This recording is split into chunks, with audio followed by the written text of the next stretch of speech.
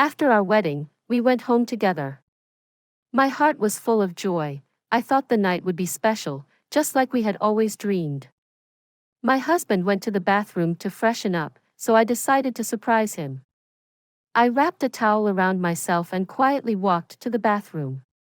I wanted to have a romantic moment with him, but when I opened the bathroom door, I was shocked.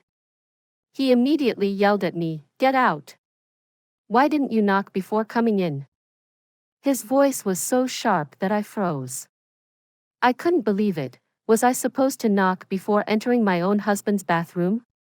I had never imagined he would react like that, especially on our wedding night. He walked out of the bathroom, leaving me standing there, confused and hurt. I went in, freshened up quickly, and then lay on our matrimonial bed. I put on special lingerie I had bought just for that night, hoping he would notice me and that things would go back to normal. I positioned myself on the bed, trying to look beautiful for him, waiting for him to join me. But he didn't even glance my way. He was sitting on the edge of the bed, staring at his phone. I reached out to touch him, thinking maybe he just needed a little nudge to get in the mood, but he sighed and said, "I'm tired. Give me some time to rest." I was shocked. This was supposed to be our special night, the one we had been planning for during the 12 months we dated. He always said no to any intimacy before marriage, telling me it was against his beliefs and that he wanted to wait until we were married. Now, here we were on our wedding night, and he was saying he was tired. I sat at the edge of the bed, feeling disappointed. I tried different ways to catch his attention, but nothing worked. He didn't even notice me. A few moments later, his phone rang. He picked it up, and after a short conversation, he said, "I'm coming now." I stared at him in disbelief. "Where are you going?" I asked. "A business partner just called. I need to meet them," he said, getting up from the bed.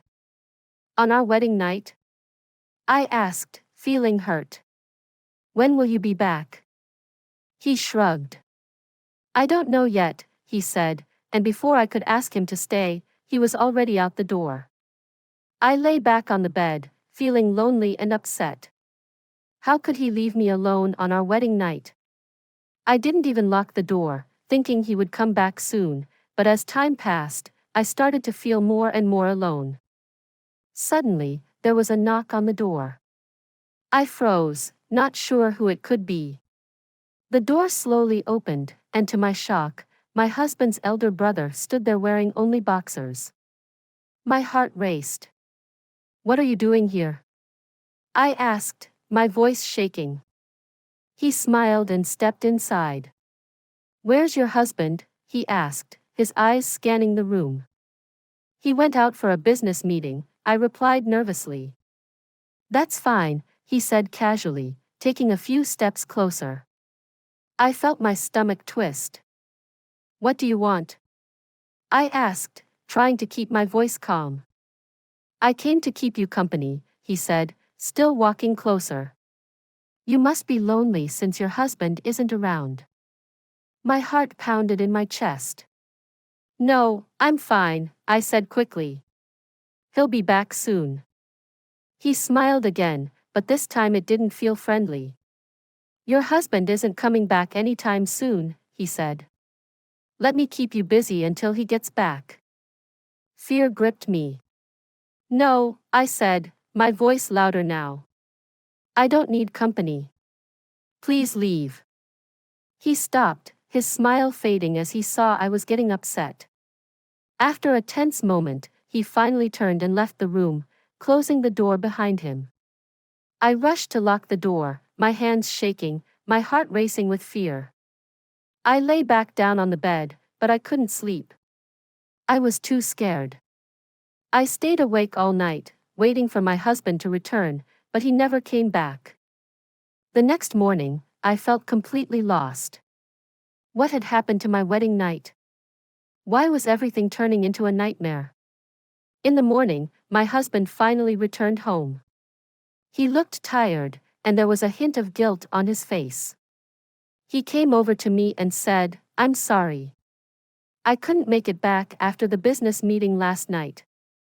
I didn't say much, even though my heart was full of anger and fear. I wasn't just upset because he left me alone on our wedding night. What really scared me was what happened with his older brother. Should I tell him about it? What if he didn't believe me, or what if they started fighting because of me? I convinced myself that maybe his brother was just drunk from the wedding and didn't mean anything by it. I tried to push the memory away. That day was supposed to be our honeymoon. I wanted to forget what happened and focus on us. I softly asked him, "Do you still remember? Today's our honeymoon." "Oh, I almost forgot," he said with a small laugh. "Okay, let me go tell my brother to get ready so we can all go." My heart stopped. "Your brother? Why would he come?" "It's our honeymoon, we're supposed to be alone," I said, my voice rising with panic. "It's fine. He can come along to escort us," he insisted casually. I felt my frustration rising. "No, this is our special time. We need to be alone," I protested. We started arguing, and I could feel the tension between us growing. After a lot of back and forth, he finally agreed. "Okay, fine. We'll go, just the two of us," he said, sounding annoyed. I was relieved but still worried about everything that had happened. We packed our things and set out for our honeymoon. The place we went to was beautiful, just like a fairy tale. The hotel was surrounded by tall palm trees swaying gently in the breeze, and there was a shimmering blue pool that sparkled in the sunlight. Our room was decorated with soft red rose petals all over the bed, and the air smelled sweet, like fresh flowers. From the windows, we could see a peaceful beach where the waves gently kissed the shore. It was like a dream come true. We had a nice meal together, and for a moment, I felt like everything was going to be okay. I started to feel hopeful again. After dinner, we decided to freshen up. My husband went to shower first. After a while, I thought I could surprise him again, so I tied a towel around myself and walked toward the bathroom, hoping we could share a romantic moment in the shower together. But when I tried to open the door, it was locked. I knocked softly. "Can I come in?" I asked. "No. Wait until I'm done," he replied from inside. I felt a sharp disappointment. I tried to explain how nice it would be if we bathed together, but he refused again. I sighed and waited for my turn, feeling a bit sad. When I was finally done freshening up and came out of the bathroom, I saw him sitting on the bed, fully dressed. He was already on his phone again. I didn't want to let the mood get ruined, so I walked up to him, gently took off his shirt, and kissed him softly on the lips. I ran my hands over his chest, trying to get closer to him. For a brief moment, I thought we were finally going to have that special moment. But then something strange happened. Every time I tried to touch him below his waist, he quickly pushed my hands away. My heart sank. I felt confused and hurt. "What's wrong?" I asked, trying not to sound too upset. He didn't answer directly, he just looked away. I couldn't hold it in any longer. "How are we supposed to make babies if you're acting like this?" I asked, my voice shaking. "I'm not ready for a baby right now," he said coldly. His words felt like a slap in the face. "Then why did you marry me?" I snapped, feeling anger rising in my chest. The rest of the night was awful. He didn't touch me again. I lay there, staring at the ceiling, feeling lonelier than ever. I kept waiting for him to hold me, but all I heard was his soft snoring as he slept peacefully beside me while I lay awake in the darkness, feeling like my heart was breaking. I couldn't shake the feeling that something was terribly wrong, and it scared me. The honeymoon was nothing like I dreamed it would be, no loving moments, no closeness. Instead, it was filled with distance and confusion. The next morning, we packed up and returned home. I was angry, heartbroken, and confused. Something felt terribly wrong, but I didn't know what. I had no one to talk to, and the feelings of loneliness were starting to crush me like a heavy weight. Days turned into weeks, and still, my husband didn't touch me. He acted distant, like I was invisible. Every time I tried to get close, he pulled away, and it hurt more each time. I started to feel like a stranger in my own marriage, trapped in a life I couldn't understand. One morning, as my husband got ready for work, I sat at the edge of the bed, my heart sinking. I wanted to talk to him, to ask him what was wrong, but I was scared. What if he didn't have an answer? Or worse, what if the answer broke my heart even more? I felt so alone. A few minutes after my husband left for work, I sat there, trying to hold back my tears. That's when I heard footsteps. His older brother suddenly walked into the room. I looked up, surprised to see him. "Do you need anything?" he asked casually. I shook my head. "No, I'm fine," I said, hoping he would leave. But he didn't. Instead, he sat down beside me, much too close. I could feel the heat of his body, and it made me uncomfortable. His hand moved slowly toward my leg, and I quickly pushed it away, my heart pounding in my chest. "What are you doing?" I asked, my voice shaky with fear. He gave me a sly smile, one that sent chills down my spine. "I just want to make you feel like a woman," he whispered. I froze in shock, my stomach twisted in knots. "I'm your brother's wife," I said, my voice louder now, trying to sound strong, even though I felt weak. "It doesn't matter," he said, leaning closer, his breath warm against my skin. I felt the room spin. "But you're married too, you have kids," I reminded him, desperate to make him stop. "That doesn't matter either," he replied coldly, his eyes dark with something I didn't understand.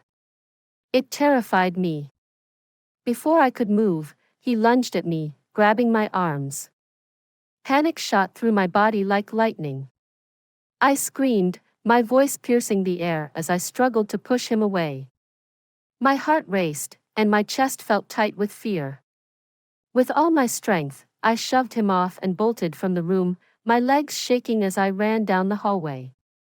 I could hardly breathe, tears blurred my vision, but I didn't stop until I reached another room. I slammed the door shut, locking it behind me. Inside, I collapsed onto the floor, sobbing uncontrollably. My whole body trembled, and I could barely catch my breath. I had never been so scared in my life. The weight of what had just happened crashed down on me like a wave, and I didn't know what to do. The man who was supposed to protect me had become my worst nightmare. I stayed in that room for what felt like hours, too afraid to come out, wondering if this would ever end and whether I would ever feel safe again. When my husband came home later that day, I couldn't hold it in anymore. My hands were trembling, my heart pounding in my chest as I sat him down and told him everything, every horrible detail of how his brother had tried to hurt me. I could barely get the words out, but I needed him to know. I watched his face closely, hoping to see anger, shock, or even concern. But what I got made my blood run cold. He looked at me, calm as ever, and said, "There's nothing wrong with that. My brother and I share everything." I stared at him, my mind reeling in disbelief. Was he serious? Was this some kind of twisted joke? My stomach churned as the weight of his words sank in. "Are you even listening to yourself?" I shouted, my voice trembling with rage and pain. "He's your brother, and I'm your wife. How can you say that?" Tears blurred my vision, and the room felt like it was closing in on me. The betrayal I felt was like a knife twisting in my chest. "Are you even a man?" I spat out, my anger spilling over. "How could you let this happen? How could you say it's okay?" Suddenly, he seemed to realize the gravity of the situation. He jumped up, his hands outstretched, trying to calm me down. "I'm sorry," he stammered. "I didn't mean it like that. Please, don't go." But I couldn't take it anymore. I stood up, my body shaking with fury. I grabbed my suitcase and started throwing clothes into it, my hands moving faster and faster as my emotions spiraled out of control. Please, he begged, reaching for me. Don't leave. I stopped, turning to face him, my voice cold and full of hurt. The only way I'm staying is if you make love to me right now, I demanded, my eyes locked on his. His face went pale, and he froze in place, his eyes wide with fear. Slowly, he looked down at the floor, avoiding my gaze. I can't, he whispered. Why not? I screamed, my heart pounding so loudly I could hear it in my ears. Why won't you touch me? What's wrong with you? There was a long, painful silence. Finally, he spoke, his voice shaking. I don't know how to tell you this, he whispered, his eyes full of sadness. My heart stopped. I watched as he slowly started unbuttoning his shirt, his hands trembling. He undressed piece by piece until he stood there completely exposed, and then I saw it, or rather, I didn't see it. My knees buckled, and I gasped, covering my mouth with my hands. What is this? I cried, tears streaming down my face, my voice cracking with disbelief and sorrow. He looked at me, broken, tears spilling from his own eyes. I was born this way, he said softly, his voice barely a whisper. I'm sorry. I knew you wouldn't marry me if I told you. I stumbled back, shaking my head, unable to process what he was saying. You lied to me, I sobbed. Why didn't you tell me? You made me believe we could have a normal life. I'm sorry, he whispered again, his voice filled with regret. But sorry wasn't enough. Nothing could fix the pain I was feeling. I collapsed onto the bed, burying my face in my hands, my sobs echoing through the room. Everything I thought I knew had shattered, leaving me in a world that felt empty and full of lies. The man I had loved was now a stranger, and I didn't know how to make sense of the broken pieces of my heart. Very early in the morning, I packed my bags, my heart feeling as heavy as a stone, and my eyes swollen from crying all night. The pain of betrayal was still fresh. I couldn't bear to stay another day with a man who had lied to me, who had hidden such a huge secret. My husband knelt on the floor, his face wet with tears as he begged me not to go. Please don't go, he pleaded, reaching out to hold my hand, his voice shaky and full of regret. But I couldn't stay. I was too hurt, too broken inside. My hands trembled as I pushed his hand away, my own tears falling silently. I can't stay, I whispered, my voice weak and full of pain. With my bags in hand, I stepped out of the house, each step feeling heavier than the last. Tears flowed down my cheeks as I walked away, feeling like my world had completely fallen apart. When I finally reached my parents' house, I was drained. My parents were sitting in the living room, their faces turning from calm to worry the moment they saw me standing there with my bags and tears streaming down my face. What happened? My mother asked in a soft voice, rushing over to me, her arms wrapping around me like a warm blanket. I collapsed into her embrace, sobbing uncontrollably, barely able to get the words out. He doesn't have a manhood, I choked out between my sobs. He lied to me. He kept it from me. My mother's face drained of color as she gasped, holding me tighter, trying to comfort me. But my father's reaction was different. His face turned red with rage, and he slammed his fist on the table so hard it made me jump. I told you not to marry that man, he shouted, his voice booming like thunder in the small room. I warned you, but no, you didn't listen. You followed your heart, and now look where it's gotten you. His words cut me deeply, making me feel even more ashamed. I had married for love, but now everything had crumbled. My father had wanted me to marry an old wealthy man who had offered to clear his debt if I agreed to marry him, but I had refused. I couldn't imagine being with someone I didn't love, someone so much older than me. "You're not staying here," my father roared, his eyes burning with anger. "Go back to your husband." My mother tried to calm him down, her voice soft and pleading. "Please, let her stay a while. She's been through enough." But my father was stubborn. "No. She made her choice, and now she must live with it." Tears streamed down my face as I listened to my father's harsh words. I felt crushed, like the whole world was against me. The next morning, before I had even fully opened my eyes, my father stormed into my room. Without a word, he grabbed my bags and threw them outside the house. "Go back to your husband," he bellowed. My mother's cries filled the air as she begged him to stop, but it was no use. I picked up my bags, my body shaking with humiliation and defeat. There was nowhere else for me to go. I had no choice but to return. With my head hung low, I walked back to my husband's house, feeling completely lost and ashamed. When I arrived, he said nothing, he just looked at me with cold, empty eyes, as if I didn't matter anymore. I quietly unpacked my bags, feeling trapped, hopeless, and more alone than ever before. That night, something happened that I never expected.